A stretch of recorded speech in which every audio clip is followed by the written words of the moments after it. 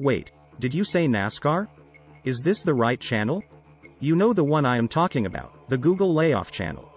Well, we are still going to keep everyone updated with every little bit of news about Google, and Meta Facebook platforms, and big tech companies, and the Federal Reserve, and even real estate prices.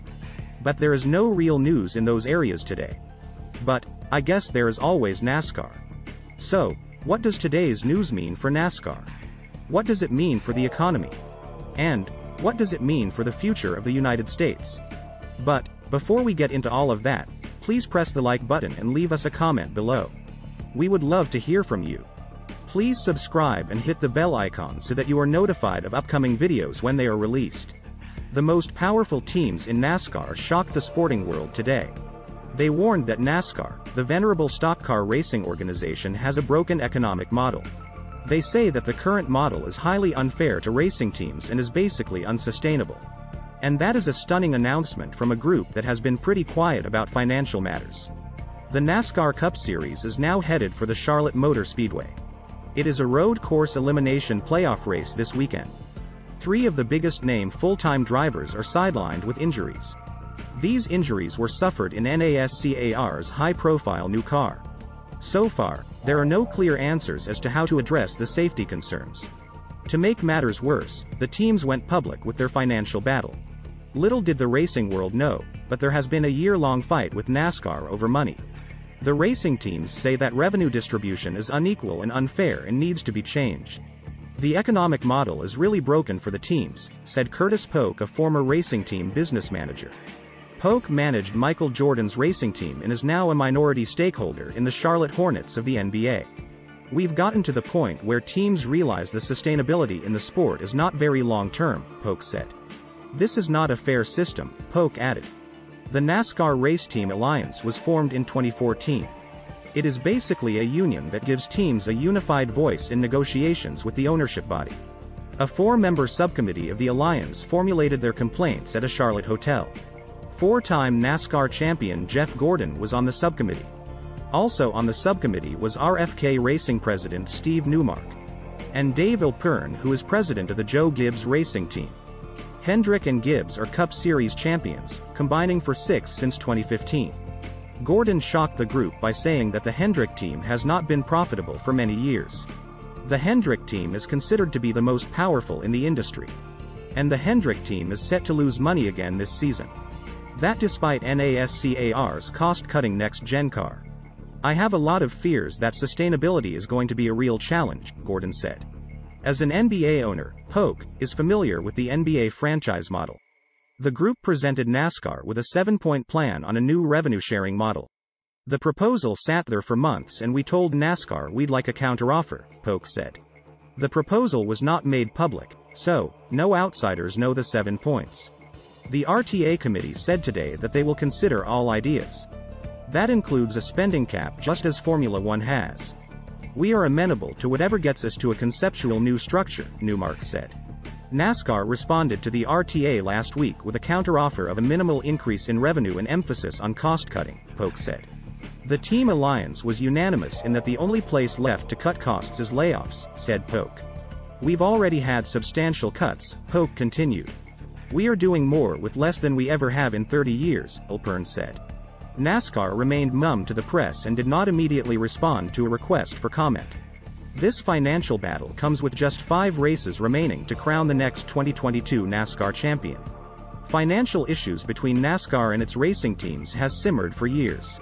In 2016, NASCAR adopted what they called a charter system for 36 cars. NASCAR claims that is as close to a franchise model as possible. NASCAR is not like the NBA or the NFL. It was founded by and independently owned by the France family. The charters of NASCAR did give the teams something of value to hold. And they could also sell in order to protect their investment in the sport. The racing team business model is highly dependent on sponsorship. And the racing teams need to secure the sponsorships. Sponsorships covers between 60% to 80% of the budgets for all 16 chartered organizations, said Newmark. Racing teams are desperate for financial relief elsewhere and have asked NASCAR for distribution from the league to cover our baseline costs, Newmark said. The current charter agreement expires at the end of the 2024 season, Alpert added.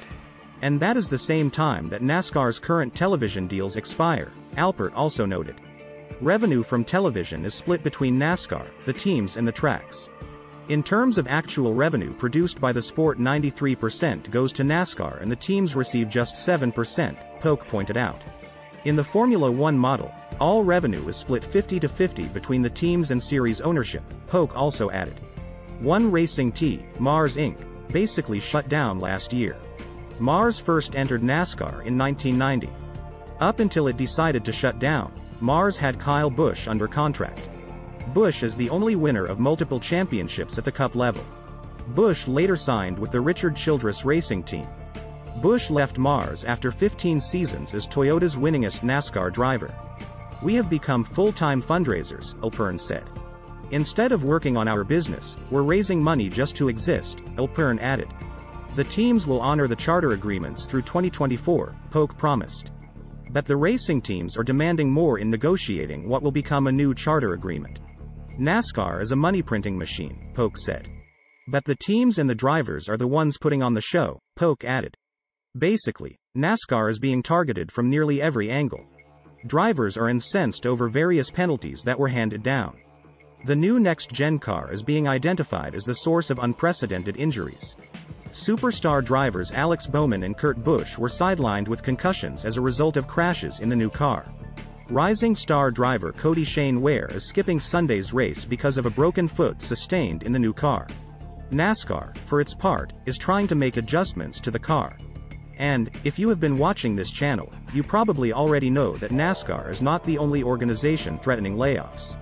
Average consumers are tightening their budgets. The sands are shifting for big tech. More competition is coming in from all angles, especially from TikTok. The pandemic was a catalyst for technology companies. Lots of people had to work from home. They bought new computers and smartphones. They moved out of traditional technology hubs to Mountain West cities. Boise, Denver, Salt Lake City, Phoenix, Las Vegas, and Dallas. Now, the pandemic is mostly over. But, what do you think? Please leave us a comment below and hit the like button. We would love to hear from you. Please subscribe and hit the bell icon so that you are notified of upcoming videos when they are released. Please share this video on social media. Thank you for watching.